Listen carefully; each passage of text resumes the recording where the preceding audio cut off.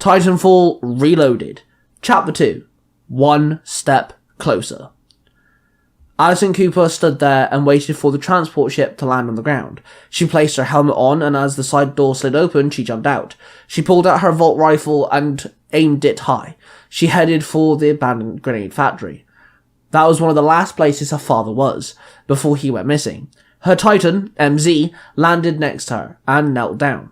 "Why are we here, pilot?" MZ asked. "Looking for Dad," Alison replied. "My scanners show he was here less than 72 hours ago," MZ stated. "Just wait here, I'll contact if I find anything," Alison told the Titan. "Understood, pilot," MZ replied.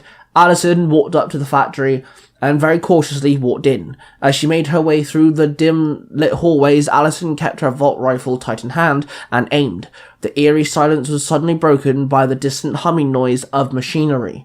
Alison was filled with determination to find her father, as she came across dim lights as she ventured deeper into the facility. She stumbled through a door. Lights and sounds came from behind the door as she opened it. Alison aimed her rifle and pulled the trigger, busting the card scanner which allowed the door to slide open. She walked in and found several old, clunky robots stationed in a thick layer of dust. Alison walked around the room. "Pilot, your helmet indicates battery life inside those machines," MZ said in her communicator.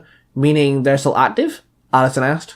"Yes, pilot," MZ stated. Then suddenly, sounds of sparking electricity filled the room, lights illuminated from the machines, and the machines turned around to face Alison. Alison's eyes widened as she saw them holding explosives, which one of the machines went from construction to destruction. The machine's optical sensors started flashing manically. Yeah, think they might not like me here," Alison muttered. "You would be correct there, pilot. They have activated their hostile mode," MZ told her. "Great.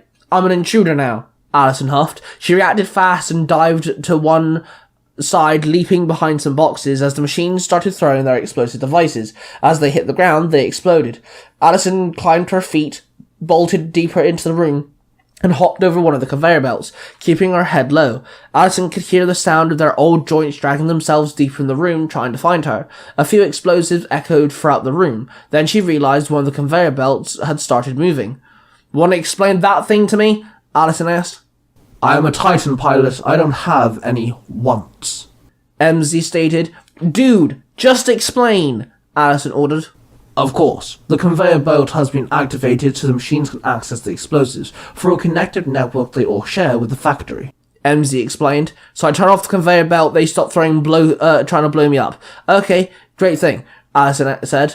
"It is my understanding, pilot," MZ replied. "Okay, breathe." MZ, locate that panel, Alison ordered. "My scanners show it is in the next room to you," MZ told her. Alison leaned around the corner and shot at the machines with her Volt rifle. Then she bolted down the room and entered the corridor.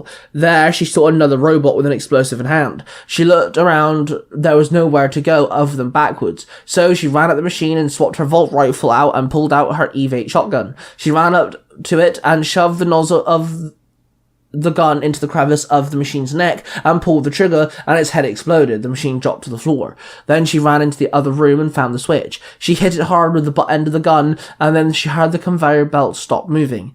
Then she started moving further into the factory, again, all calm. There she found the waste room, a massive room filled with pieces of junk and scrap metal. She could see the furnace on and at full heat.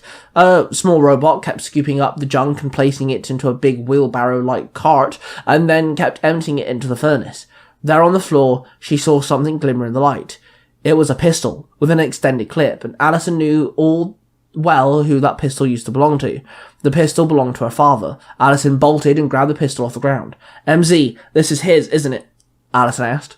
"Correct, pilot," MZ replied. Then suddenly the scrap heap robot grabbed her, lifted her off the ground, and put her in a headlock. Alison struggled to escape the cold, hard, metallic grip. She tried to smack the robot on the head with her father's pistol. She then planted the pistol against its temple and pulled the trigger, holding it down, unleashing several shots into the robot's head. Then the robot dropped Alison, and as she gasped for breath, the robot fell back. "Pilot, your vitals fluctuated for 10.6 seconds. Are you okay, pilot?" MZ said over the comms. "I am. The junk heap bot thing turned on me. Why are these things so hostile? Allison grunted. I have scanned the machines. Seems like their backup hostile settings were triggered almost 72 hours ago, MZ explained. About the same time Dad was here, Allison stated. It does seem like these two events could be connected, Pilot, MZ said.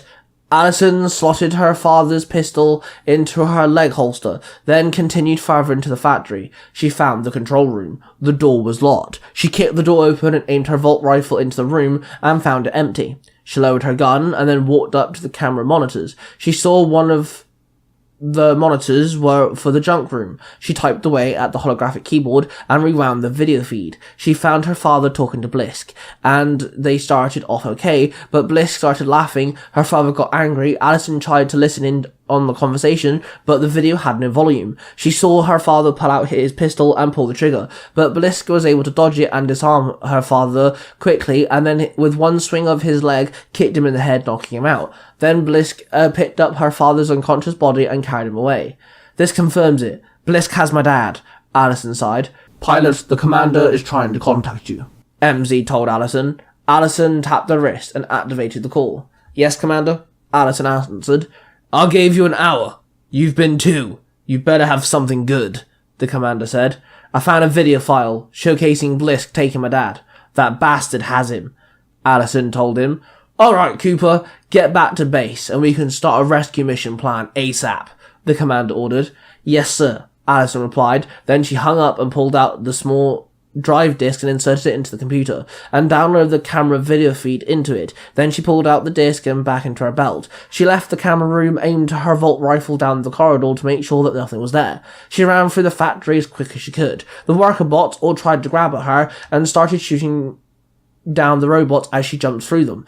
They dropped to the floor, but she quickly reloaded and she started shooting the bots again. She ran out of the factory, the bots quickly chasing her. MZ pulled out his big gun and aimed it. Allison slid across the ground as MZ took his shot and obliterated the pursuing robots in one Titan-sized shot. Allison stood there next to her Titan as the transport ship came flying down and picked both of them up. Allison sat down at the transport ship took off and headed back home. She pulled her father's pistol out of its holster and looked at it.